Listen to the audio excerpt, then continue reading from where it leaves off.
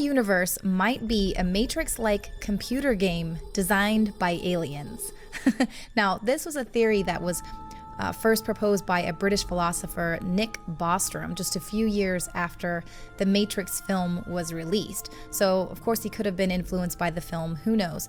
But in his paper, Dr. Bostrom suggests that a race of far evolved descendants could be behind our digital imprisonment. These futuristic beings, whether they be human or otherwise, could be using virtual reality to stimulate a time in the past or trying to recreate how their remote ancestors lived.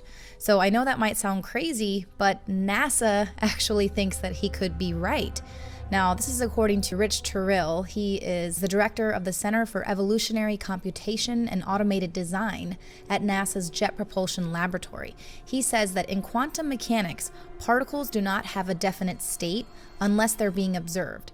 One explanation is that we're living within a simulation, seeing what we need to see when we need to see it. And he said he still finds it inspiring that even if we are living in some sort of a simulation, many orders of magnitude down in levels of simulation, somewhere along the way, something escaped the primordial ooze to become us and to result in simulations that made us. And so he thinks that that's cool. Well, I don't want to go into too deep of what that might possibly be. David Icke was actually on the Alex Jones show and talked a little bit about what might be behind this digital enslavement. But if you think that virtual reality and living in a simulation is just too far off, totally unreal, well, that is exactly what the United States government has been working on. Not just where people are and what they are doing, but what and how they think. So this was many years ago, PBS Nova, it's, they're not huge conspiracy theorists, but think back then, 2009, smart homes and smart tracking apps weren't as prevalent as they are today. So all of this technology, we're basically helping to build our own digital imprisonment. But another AI program, Sentient World Simulation. This was proposed in 2006 and has largely flown under the radar. Sentient World Simulation is a matrix-like reality simulating humanity.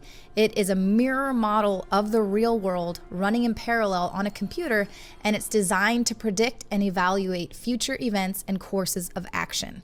SWS provides an environment for testing psychological operations and civil affairs activities. It's capable of illustrating the impact of these activities on populations. So in a parallel world, the Pentagon is running an AI program to see how people will react to propaganda and government-inflicted terror.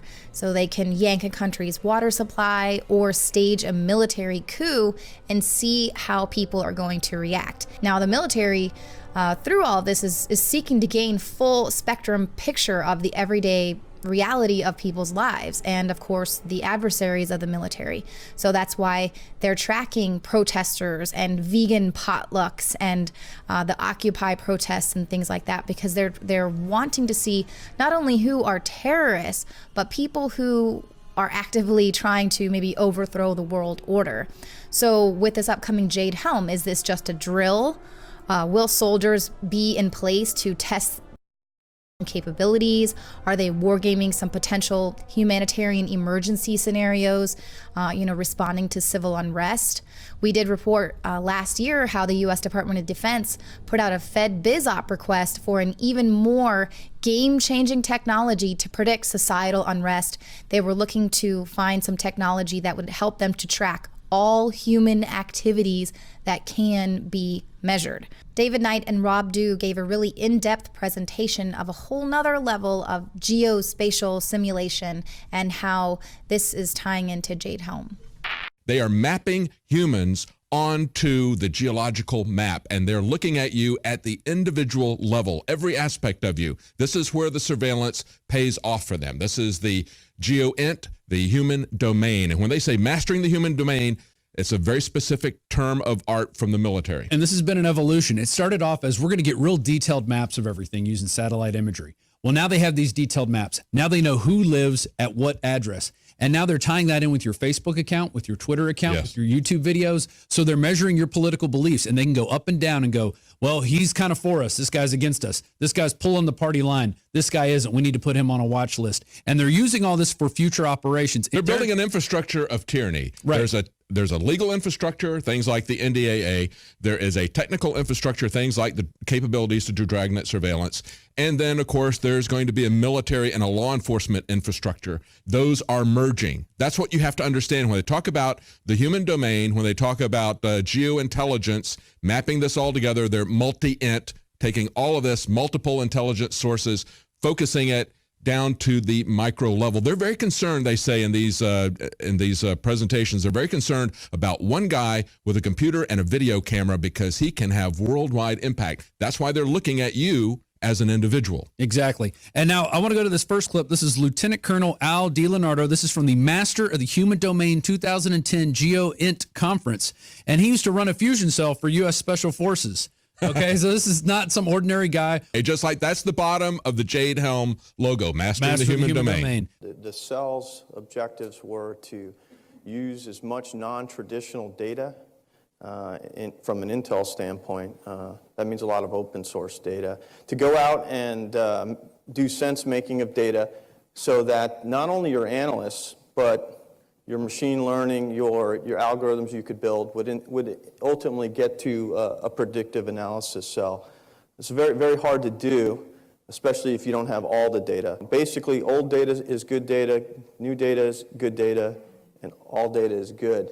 I want it in all. the context of how I view human terrain, yeah, somewhat controversial in some aspects, is it's socio information, and it becomes, when used in intelligence purposes or for sense making for operations, when you bring it to the GeoInt, and I don't mean to be coy in saying that, when you bring GeoInt to it, I think it becomes human terrain. You have to reach out and have human people terrain using traditional, non-traditional data sets, as you see there. That's further how they're to the mapping, right there. There's And multiple ultimately, layers. as you bring in Esri products in GeoInt, you get outputs as unclassified examples there of different layers that you would make. It's that open source combined with the classified information, combined with the now, the old and the now, that begins to give you the layers you can make to make sense of what's really going on.